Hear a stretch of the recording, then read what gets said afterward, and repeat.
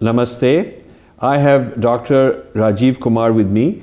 We've had interesting conversations about India and its future, its past, future, and talked about the external world of infrastructure development and so on.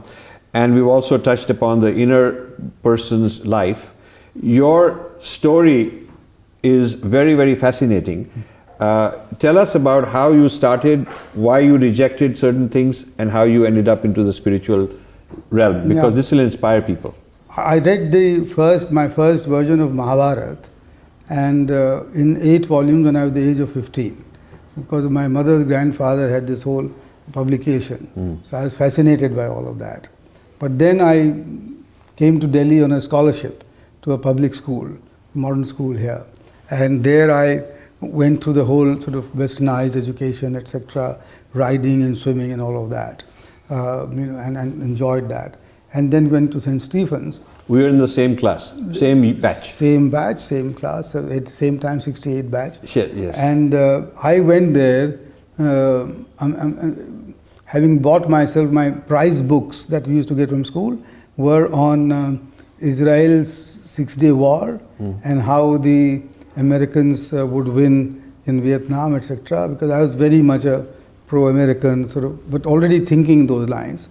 But then in St. Stephen's College, because I was ever since the childhood, one thing that had come to me from my, as I said, my grandparents, etc., was a very deep sense of nationalism.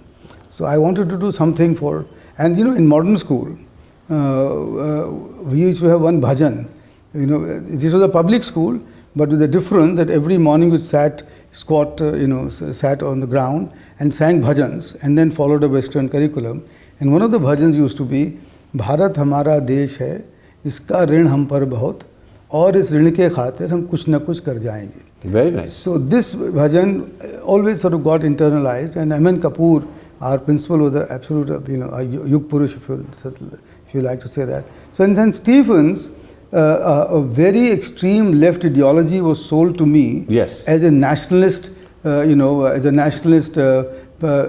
policy, as a means for getting our nation to recover from its wretched poverty. Remember 68? Yes, I was there. 65 war, 67 drought, and huge unemployment. Arvind Narayan Das was but the circumstances were such that it's that the left-wing Marxist-Leninist Maoist ideology felt just like the right thing to deliver the country from its Charu Majumdar, Kanu Sanyal, Naxalbari, all of that. And all of this had emerged, came into St. Stephen's, and the best amongst us, some of us at least, some of the best, took to that. I think in the belief, in the false belief that it will help our country recover from its poverty and from its young idealism. So I joined that. You joined the Naxalite movement. The Naxalite movement. And in 1970 December, I left college and I ran away. It's called going UG. So I went underground to Bihar and cut my teeth with the poor peasants. By that time, a very false and a complete lie had started by Charu Majumdar Sahab, that you don't need to work at all with the people to convince them of anything, because they're all ready for revolution anyway. So you just go and talk to them about how to kill the class enemy, and which is the zamindar or the jotedar or the whatever. And when I reached there, in one place, for example, I found I landed in a tribal village where there was no zamindar, because it was all equal society. So then I was shifted away from there to a place where they thought they had a zamindar. Now this zamindar turned out to be somebody who took good care of his people, in Bihar. So again, that was not the case. And the third place where I found a real oppressive, exploitative zamindar, the people who I was trying to mobilize said, look, one, we need modern weapons to kill that guy, but otherwise, and our sort of the thing that was sold to us was that you have to make them use traditional weapons to get their anger.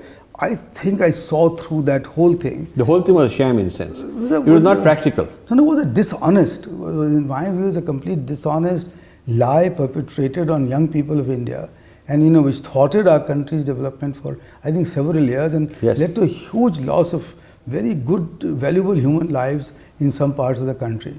But thank God for me, I think there was something up there which saved me. And I made my way back to Lucknow. And I must here pay my homage to my parents, who not only just took me back, but in some sense, let me be, and sort of just took whatever I was giving and gave me all the space. Because it took me another year to get out of this. And then slowly I got out of this, decided to rebuild my career, and then got a scholarship to go to Oxford, where I went there. And there I was, accosted by all different sort of, thoughts, processes, philosophies. But two things happened to me. One, I read a book called The Secret Life of Plants, which is a Hamish Hamilton publication with a 40-page bibliography, which proved beyond doubt to me, and it proves there that plants have a life of their own, as was told by J.C. Basu and others. Yes. So that then was completely contradictory in philosophical terms to the Marxist idea of materialism. Yes. And then this takes you into the spiritual realm. It took me into the spiritual realm and reconnected me to my old childhood past. Brilliant, wonderful. Two, Pol Pot happened. And Pol Pot was such a monster, Yeah. And some recognized, I won't name them, highly placed leftist intellectuals supported him. On the pretext that he was breaking down bourgeois values and so on. Just blind. So that just totally, that was when I was weaned away. And then I came back here. And in 1982, having finished my DPhil, I came right back here. Not because I wanted to do so, but my wife to be gave me the ultimatum saying that I'm going back, now you decide what you want to do. So of course I trailed her, came here, we got married in 83. And 88, after we had our first son, and there's a story there, but we were triggered, both of us, into our journey of meditation. Wonderful. And I can even tell you the story in short.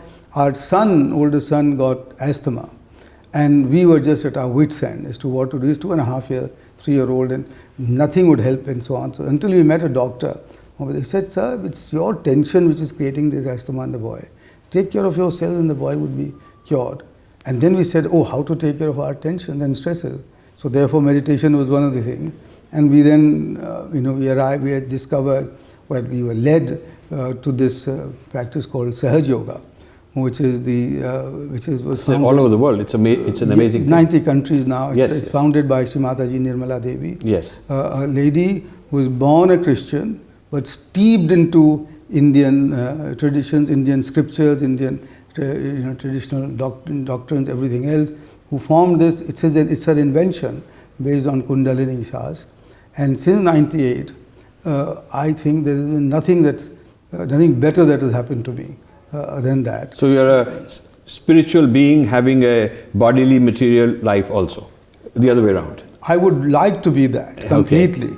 Okay. And what gives me great hope and optimism is that I know that that's a journey that I can continue with. Yes. Whatever happens to me in any other aspect of my life, and that's the reality. That's the truth. That's the anchor. That's inside. That's solid. the truth. That's the anchor. Yes. And to be connected, which is yoga. Yoga Yes. means to be united, to Yes. be connected. And to be connected is the ultimate thing, because Yes. I've experienced that. Yes. And Sahaj Yoga helps you to experience this amazing step of what Nanak used to call Sahaj Samadhi. Yes. And there's Samadhi which complete thoughtlessness, but total awareness.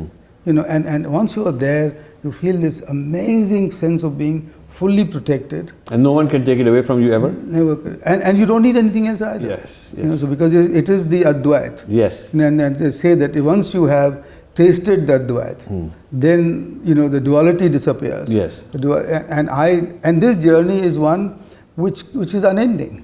Because you can just continue with it. And so I have been an evangelizer for this. Yes. In the Philippines. Yes. I have probably given realization to maybe 5,000 people in a Catholic country. I still practice it. Everybody I meet, I say that for this I'm available 24/7 above every other priority of mine. I'm so happy that people hear this part of you, because I think this is who you really are. And there's a career, you're a brilliant person, a great economist and helping the country, but this is so precious. This is part of the inner infrastructure, Thank you so the much. spiritual infrastructure, which also needs to be spread in India. No, absolutely. And it's the more it's spread in India. By the way, India is the land of saints. Yes, yes. India is the land of of spirituality. The rishis and the yogis are here. Yes, and yes. we are the ones who have provided succor Yes. to people from every possible spiritual background. Right, I right, mean, even right. St. Thomas Aquinas. Right. One of the first, disciples of Christ found his way here. So on. So, and Sahaj also means born with you, Sahaja. Yes. So the whole system is within us already. Yes. So you don't need anything. You're not bringing anything else. You're just recognizing rediscovering, awakening it. Yeah, which is what is called self-realization. Right. So once you get that self-realization, and and then the other thing is that the way it has helped me a lot, Rajiv, is that it's helped me to be able to get over my own, both my ego and my conditionings, the superego, which Jung talked about a lot. Right. Now, which I tell you why I'm saying that, because it just helps improve interpersonal relationships. Yes. And that is so important. Yes. In having a better society. Yes. In just having a better, sort of thing around you. So I think if we can, and if I can do that, it helps me and helps. Yes. No, this is wonderful. Thank you. This is wonderful. I want to thank you for taking this time. I know you are, everybody's pushing for your time, and there's so many demands on your time. This has been an important episode because it shows Dr. Rajiv Kumar as more than just a development economist who's very successful. Also, he's a spiritual person, a spiritual seeker, a spiritual leader, having gone through the experience of being a Naxalite, actual Naxalite, out in the war zone, doing all that in his college days when we were in St. Stephen's together. Recovered from that, you turned back and become a very deeply spiritual person.